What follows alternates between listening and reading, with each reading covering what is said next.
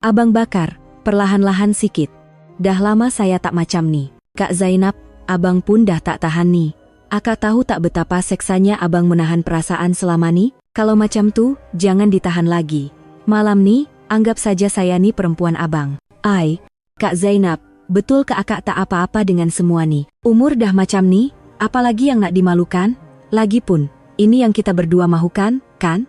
Pada malam itu, saat bibir Kak Zainab yang basah menyusuri leher saya, kami sama-sama terbakar hangat dalam dakapan yang penuh gelora. Saya sangka, pada usia sebegini, nafsu sudah lama sejuk, dan saya tidak akan sekali-kali ingin memeluk seseorang dengan begitu erat lagi. Saya pikir cinta dan kehangatan sudah lama pergi meninggalkan saya. Tetapi pada malam itu, wanita itu, tidak, Kak Zainab, telah membawa kembali segalanya kepada saya. Mulai sekarang, izinkan saya ceritakan satu persatu kisah yang telah menggegarkan seluruh hidup saya ini. Nama saya Bakar. Umur saya 67 tahun dan saya seorang pesara kerajaan yang kehilangan istri 2 tahun lalu. Seumur hidup, saya bangga karena telah menjalani hidup yang lurus dan mengikut peraturan. Saya selalu menjaga air muka anak-anak dan pandangan masyarakat, perasaan saya sendiri sentiasa diletak ke tepi. Segalanya bermula 2 tahun lalu, di majelis tahlil arwah istri saya. Hari itu, anehnya, cuaca terasa sangat nyaman dengan cahaya matahari yang hangat. Bau bunga rampai dan kemenyan bercampur dengan langkah-langkah senyap orang ramai. Ketika saya sedang tunduk mengangguk secara mekanikal kepada tetamu yang datang menziarah, seseorang menegur saya dengan perlahan. Bakar, lama kita tak jumpa ya, tak sangka kita akan bertemu lagi dalam keadaan macam nih. Apabila saya mengangkat kepala, saya terdiam seketika. Itu dia, kakak kandung arwah istri saya, yang 5 tahun lebih tua daripadanya, Kak Zainab, berusia 69 tahun, badannya sedikit susut berbanding dahulu dan kedutan di wajahnya lebih dalam, tetapi renungan matanya masih tetap hangat dan tenang. Dia memegang tangan saya dengan cermat sambil berkata, "Banyakan bersabar ya, mesti berat rasa hati tuh, kan?" Akak pun masih tak percaya. Rasa macam sekejap lagi arwah akan buka pintu dan masuk ke dalam rumah nih. Mendengar kata-katanya, air mata yang saya tahan selama ini akhirnya tumpah jua. Di hadapannya, entah mengapa, saya tidak mampu mengawal emosi saya lagi. Istri saya meninggal dunia akibat kemalangan yang tidak dijangka. Seperti biasa, dia pergi ke pasar untuk membeli lauk pauk, tetapi ketika di lintasan pejalan kaki, dia dilanggar oleh sebuah lori yang pemandunya terlelap. Satu panggilan telepon dari balai polis. Sejak saat yang sukar dipercayai itu, hidup saya seakan-akan terhenti sepenuhnya. Renungan mata Kak Zainab yang memandang saya ketika itu syarat dengan penderitaan yang tidak terungkap dengan kata-kata. Saya tahu bahwa dia juga sudah lama kehilangan suaminya dan hidup bersendirian. Dia, seperti saya, adalah insan yang telah lama menanggung kesunyian dalam diam. Sejak hari itu, Kak Zainab kadang-kadang datang menziarah saya dengan berhati-hati. "Bakar, makan minum terjaga tak? Kalau duduk seorang diri nih, selalunya makan pun tak menentu." Kehadirannya yang membawa mangkuk tingkat berisi gulai lemak dan sambal belacan itu seolah-olah menyelimuti hati saya dengan kehangatan tanpa perlu berkata apa-apa. Dahulu, kami tidak pernah sekalipun berbual panjang berdua-duaan, tetapi kini, pada hari-hari dia tidak datang, saya mula terasa kosong. Bakar nih seorang yang pendiam, ya. Tapi dari dulu lagi saya dah rasa. Dalam hati, Bakar nih orang yang paling baik. Dengan akak, hati saya rasa tenang. Pelik kan? Padahal kita bukannya rapat pun sebelum nih. Begitulah, 2 atau 3 kali seminggu, kami bertemu secara semula jadi. Makan bersama, bersiar-siar di sekitar taman perumahan, dan pada hari hujan, kami akan berbual perlahan sambil minum teh panas. Detik-detik biasa itulah yang sedikit demi sedikit mencairkan hati saya yang beku karena kesedihan. Pada suatu petang yang hujan, telepon saya berdering. Suara Kak Zainab kedengaran sedikit bergetar. "Bakar, maaf ganggu. Boleh tak datang sekejap?" Tiba-tiba saya rasa sesak nafas dan pening. Mendengar suaranya yang cemas, tanpa teragak-agak, saya terus memandu kereta ke rumahnya. Kak Zainab sedang terduduk di lantai dengan wajah yang pucat. Saya segera memapahnya ke hospital. Selepas dimasukkan air dan berehat seketika, syukurlah keadaannya kembali stabil. Ketika kami duduk bersama di koridor hospital, dia tersenyum janggal dan berkata perlahan, malu rasanya. Tak sangka sampai tunjuk keadaan macam nih. "Kak Zainab, kalau ada apa-apa, terus telepon saya." Saya akan datang secepat mungkin. Mendengar kata-kata saya yang diucapkan dengan berhati-hati, dia teragak-agak seketika sebelum tersenyum perlahan dan berkata, "Terima kasih, Bakar." Sejak kebelakangan nih, dengar suara Bakar pun hati saya dah rasa lega. Rasanya selama ini, saya lebih sunyi daripada yang saya sangka. Kata-kata itu membuatkan hati saya tersentuh. Dia dan saya, kami berdua adalah insan yang telah terlalu lama menanggung kesunyian dalam hidup masing-masing. Malam itu, saya menghantar Kak Zainab pulang ke rumah. Kereta hanya dipenuhi bunyi hujan yang turun. Sambil melihatnya yang teragak-agak untuk keluar, saya berkata dengan cermat, "Kak Zainab, hati-hati masuk rumah. Kalau ada apa-apa, terus telepon ya." Dia mengangguk tanpa kata. Sambil memerhatikan belakang badannya yang membuka pintu dan masuk ke dalam rumah, buat pertama kalinya saya sedar. Hati saya perlahan-lahan mula terpaut padanya. Selepas malam itu, kami berdua coba untuk berpura-pura tidak tahu akan perasaan masing-masing. Kadang-kadang kami sengaja memendekkan panggilan telepon, dan jika terserempak di kawasan perumahan, kami sengaja mengelak pandangan seolah-olah orang asing. Tetapi, usaha yang kekok itu sebaliknya hanya membuatkan hati kami semakin tertarik antara satu sama lain. Suatu petang, dia menghantar mesej ringkas. "Bakar, kalau ada masa, nak makan malam bersama tak?" Walaupun hanya sebaris ayat biasa, jantung saya berdegup kencang seakan mahu pecah. Lewat malam, di sebuah lorong yang jarang dikunjungi orang, kami duduk berhadapan di sebuah warung sup yang usang tetapi sunyi. "Hari ini, dapat duduk macam ni pun dah cukup baik," katanya sambil mengacau supnya perlahan sebelum meletakkan sudu. "Sejak kebelakangan ni, dalam sehari, entah berapa kali saya teringatkan Bakar, saya tahu tak sepatutnya begini, tapi hati ni degil sungguh." Tanpa menjawab, saya meletakkan tangan saya di atas belakang tangannya dengan lembut. Dia kelihatan sedikit terkejut, tetapi kemudian menggenggam tangan saya dengan erat. Kehangatan di hujung jari kami menyampaikan perasaan hati kami lebih cepat daripada kata-kata. "Kak Zainab, tak bolehkah kita jujur saja dengan perasaan ni?" Tanpa sadar, kata-kata itu terkeluar dari mulut saya. Dia menundukkan kepala, memandang titisan hujan di luar tingkap, lalu berkata perlahan, "Bakar, saya nih, dah lama saya berhenti berharap pada sesiapa. Tapi sejak kebelakangan nih, bila ada di sisi awak, hati saya jadi lemah tanpa saya sadar." Petang itu, sambil berjalan di tengah hujan, kami pulang ke rumah bersama-sama. Kami berkongsi satu payung, bahu kami rapat bersentuhan, tetapi bunyi hujan di jalanan sudah cukup untuk menyembunyikan kami berdua. Apabila tiba di hadapan rumah Kak Zainab, dia teragak agak lama di depan pintu. Titisan hujan membasahi rambutnya, dan di bawah cahaya lampu jalan, dia kelihatan sangat sedih namun jelita. "Pakah?" "Ya Kak Zainab, masuklah. Malam nih, jangan tinggalkan saya seorang diri." Mendengar suaranya yang bergetar, saya hanya mengangguk sebagai jawaban. Pintu ditutup, kasut ditanggalkan, dan dalam detik yang singkat kami saling berpandangan, kami serentak saling mendakap seolah-olah sudah lama mendambakannya. Kehangatan tubuh yang terasa menembusi pakaian basah, degupan jantung yang berdebar kencang, dan saat bibir kami bertemu, segala keraguan runtuh serta-merta. Kami rebah di atas sofa, saling menanggalkan pakaian dengan kekok, dan berpelukan dengan gairah. Kesunyian, kerinduan, dan keinginan yang tidak tertahan yang selama ini dipendam akhirnya meletus. "Bakar, dah lama sangat saya tak apa, Kak Zainab. Kita lakukannya perlahan-lahan, bersama-sama." Kulitnya menyimpan jejak-jejak usia, tetapi bagi saya, ia terasa lebih segar daripada mana-mana wanita muda. Ditemani bunyi hujan yang mengetuk tingkap, kami melalui malam yang hangat dan mendalam. Pagi menyelma. Cahaya matahari yang samar menyelinap masuk melalui celah langsir, dan kami membuka mata dengan tenang sambil merasakan kehangatan tubuh masing-masing. Tiada kata-kata, tetapi renungan mata kami sudah cukup untuk berkongsi segalanya. "Bakar, lepas nih, kita dah tak boleh berpatah balik, kan?" "Ya, tapi saya tak menyesal." Melihat senyuman tenangnya, saya bertekad. Apapun kata orang, saya tidak akan melepaskan insan ini. Selepas malam itu, kami tidak lagi menjarakan diri. Cinta yang bermula secara rahasia kini menjadi pusat kehidupan harian kami, dan kehadiran satu sama lain sudah cukup untuk kami mengharungi setiap hari. Namun, dunia tidak membiarkan kami begitu sahaja. Suatu petang, ketika keluar dari warung sup bersamanya, kami terserempak dengan wajah yang saya kenali di selekoh lorong kecil.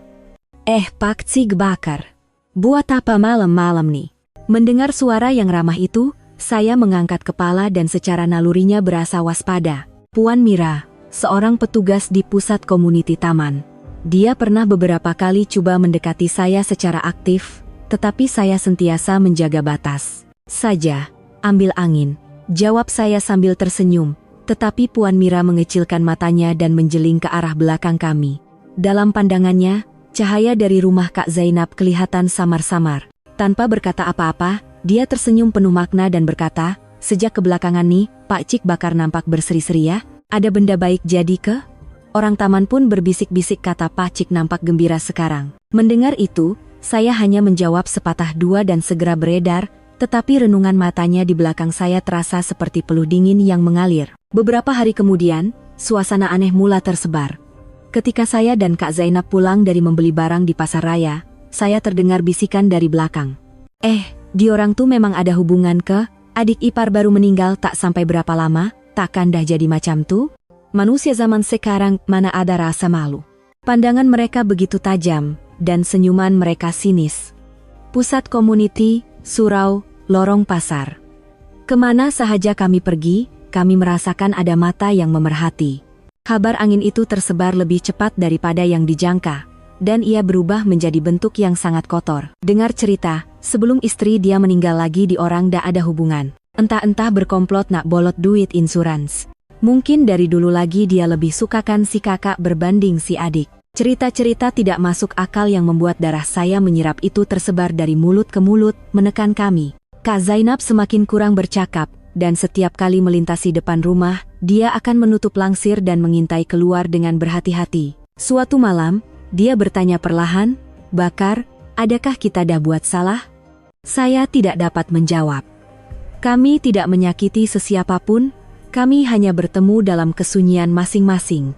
Tetapi dunia tidak mau memahaminya. Insiden kemuncak datang lebih cepat daripada yang dijangka. Suatu petang, sekeping kertas diletakkan di hadapan rumah Kak Zainab. Di atas kertas kuning yang dikoyak kasar, tertulis dengan dakwat merah terang tulisan yang senget benget. "Tak tahu malu ke? Nanti dapat balasan." Itu adalah amaran dan ugutan yang jelas. Kak Zainab berdiri kaku memegang kertas itu. Tangannya menggeletar halus, dan saya menggenggam tangannya dengan erat. "Kak Zainab, jangan takut, kita tak buat salah." Tetapi dia tersenyum lemah dan berkata, "Bakar, pandangan orang kadang-kadang lebih menakutkan daripada kebenaran." Malam itu, kami berpelukan erat tanpa berkata apa-apa. Esakan kecil yang ditenggelami bunyi hujan, cahaya lampu jalan yang bergoyang sendirian di lorong yang kosong, dan di tengah-tengahnya, dua insan yang saling berpelukan erat. Itulah satu-satunya cara kami dapat bertahan menentang dunia.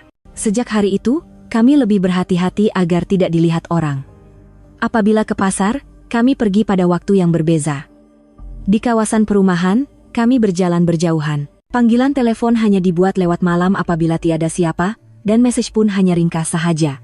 Tetapi usaha itu tidak banyak memberi makna. Nama kami berdua sudah menjadi watak utama dalam habar angin yang tidak menyenangkan di seluruh taman, dan tidak kira apa kebenarannya, orang ramai hanya percaya dan menyebarkan cerita yang lebih sensasi. Dan akhirnya, habar angin itu sampai juga kepada orang yang paling tidak sepatutnya mendengarnya. Suatu hari, saya menerima panggilan video daripada anak perempuan saya di Johor Bahru. Wajahnya di skrin kelihatan pucat, matanya merah dan bengkak. "Ayah, cakap dengan Farah betul-betul sekarang. Betul ke semua nih? Apa yang betulnya? Ada apa nih? Betul ke ayah sekarang tinggal dengan Mak Cik Zainab?" Pada ketika itu, saya terasa sesak nafas. Harapan saya, bahwa anak saya tidak akan tahu hancur berkecai. Siapa yang bawa cerita karut nih? Itu semua. "Ayah." Suara anak saya pecah dan menjadi tajam. "Baru berapa lama Mak pergi, ayah dah senang-senang padamkan tempat Mak? Macam mana ayah sanggup buat macam ni dengan kakak kandung Mak sendiri?" Anak perempuan saya terus menangis tanpa mahu mendengar penjelasan saya, dan kata-kata terakhirnya merobek hati saya. "Lepas nih, jangan hubungi Farah lagi. Sekarang Farah dah tahu betapa kejamnya ayah." Panggilan diputuskan secara sepihak. Tidak lama kemudian, satu mesej masuk. "Muka cucu pun ayah takkan dapat tengok lagi. Mulai sekarang, tolong keluar dari hidup Farah." Membaca baris ayat itu, saya terduduk kaku. Lutut saya lemah, saya tersungkur di lantai ruang tamu, tidak mampu menangis, hanya memandang siling dalam diam untuk waktu yang lama. Malam itu, tanpa memberitahu apa-apa kepada Kak Zainab, saya minum seorang diri, bau penyesalan lebih kuat daripada bau arak di mulut saya, dan rasa bersalah membara di dalam hati. Adakah aku sudah terlalu jauh? Adakah aku benar-benar memilih jalan yang salah? Beberapa hari kemudian, Kak Zainab bersuara perlahan. Dia tidak lagi tersenyum, dan bawah matanya kelihatan sedikit cengkung. Bakar, rasanya saya patut pergi jauh untuk sementara waktu. Apa maksud Kak? Kalau saya terus ada di sisi Bakar, saya risau Bakar akan jadi lebih susah. Sampai anak pun dah cakap macam tuh, kan? Saya takut kalau saya ada, Bakar akan kehilangan segalanya. Dia coba mempamerkan wajah yang tenang, tetapi dalam suaranya terkandung kepasrahan seseorang yang bersedia untuk mengorbankan dirinya sendiri. Saya berkata dengan perlahan tetapi tegas, hidup tanpa Kak Zainab, saya dah tak boleh bayangkan lagi. Untuk kembali kepada hidup makan seorang, tidur seorang, dan menua seorang diri, saya takkan boleh kembali ke situ lagi. Dia memandang saya tanpa kata. Lama, dalam renungan matanya, ada kesedihan, rasa bersalah, dan cinta yang tidak terungkap dengan kata-kata. Dia memegang tangan saya dengan perlahan. Kalau macam tuh, Bakar yang tentukan. Sama ada kita teruskan, atau kita berhenti di sini. Pada saat itu, buat pertama kalinya dalam hidup saya sadar bahwa untuk melindungi satu-satunya insan yang paling berharga, saya harus membuat keputusan yang paling penting dan sukar dalam hidup saya. Dan saya memilih untuk tidak lari. Akhirnya, kami memutuskan untuk pergi. Pada hari saya mendengar kata-kata anak perempuan saya yang tidak mau menunjukkan muka cucu lagi, saya buat pertama kalinya bertekad untuk hidup mengikut acuan saya sendiri. Dan saya berkata kepada Kak Zainab, Kak Zainab, kita tinggalkan tempat nih.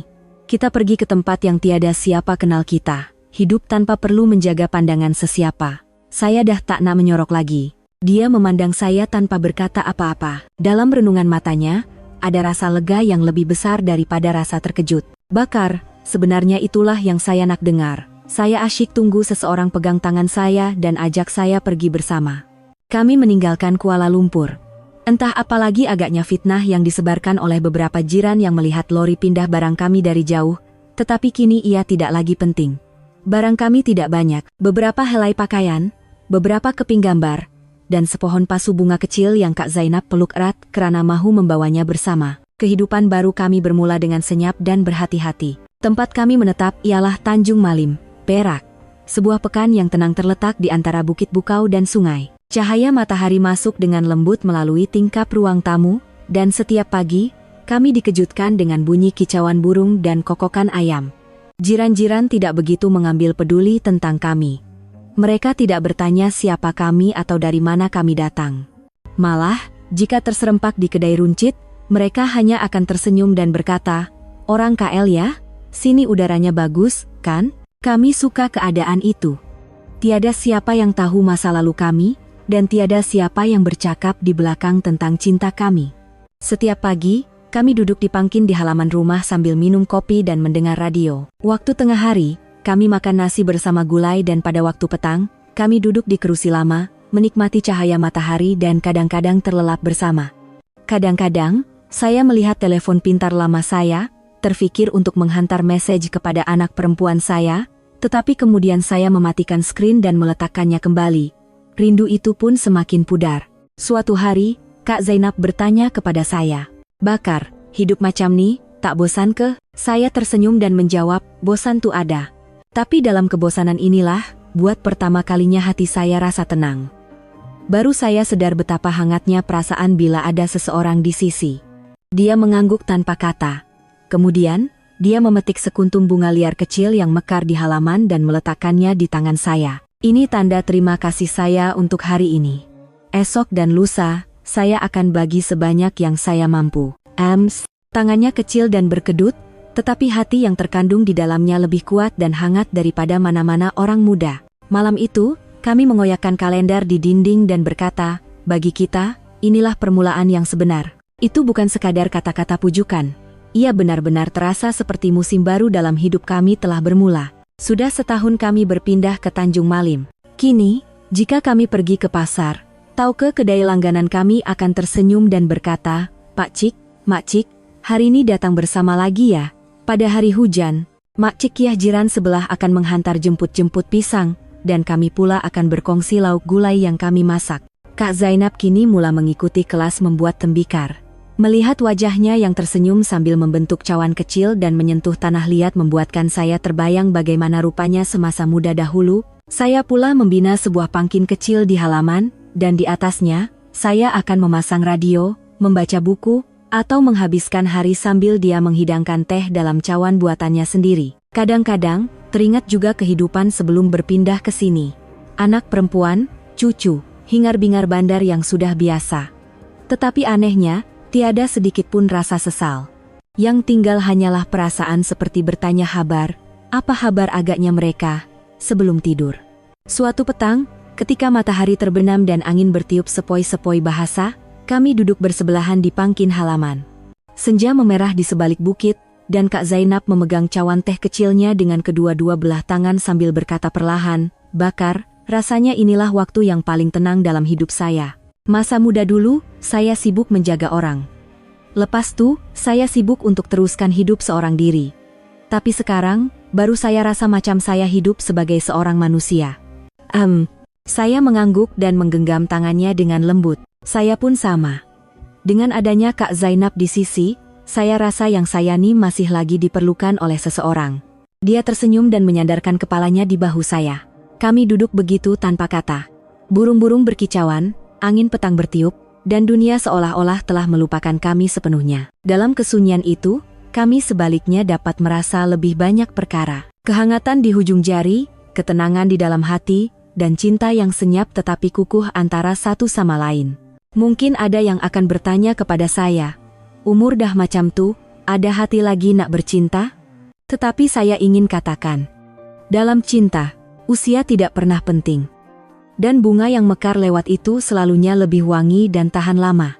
Sehingga kini, setiap hari apabila saya membuka mata, saya akan mendengar bunyi cerek air yang dijerang olehnya, dan kami akan minum kopi bersama di beranda yang disinari cahaya matahari pagi. Tiada apa lagi yang saya harapkan.